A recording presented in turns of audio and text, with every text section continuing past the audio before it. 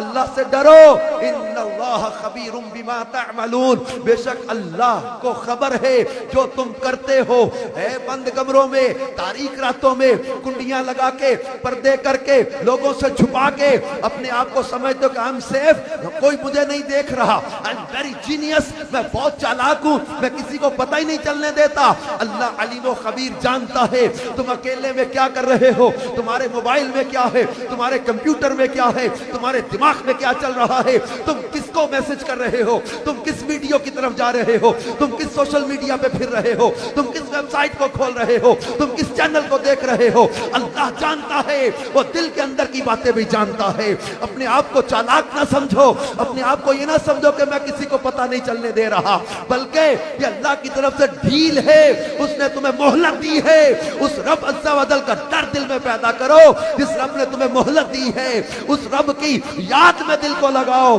اور شکر ادا کرو کہ مالک تو نے میرے عیبوں کے باوجود میرا پردہ رکھا ہوا ہے، میری غلطیوں کے باوجود میرا پردہ رکھا ہوا ہے۔ اسے اپنی چالاکی نہ سمجھو، اپنی ذہانت نہ سمجھو۔ اگر بے باکی کے باوجود، اگر گناہوں کے باوجود، اگر اللہ کی نافرمانی کے باوجود آنکھیں سلامت ہے، یہ تمہارا کمال نہیں ہے، اس رحیم کی رحمت ہے۔ یہ تمہارے کان اگر گناہوں کے باوجود سلامت ہیں تو یہ تمہارا کمال نہیں ہے، اس کریم کا کرم ہے۔ یہ تمہاری زبان گندے کاموں کے بعد بھی اگر سلامت ہے تو یہ تمہارا کمال نہیں ہے، اس رحمت والے رب کی رحمت ہے۔ اگر تمہارے ہاتھ گناہ کرنے کے بعد بھی سلامت ہیں تو یہ تمہارا کمال نہیں ہے،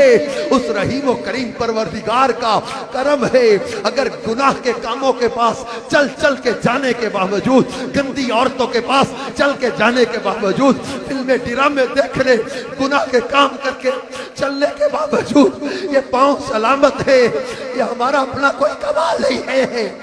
اس رحمت والے پروردگار کا کرم ہے، اس پروردگار کی رحمت ہے جس نے اتنے گناہوں کے باوجود ہمارے پردے رکھے، جس رب نے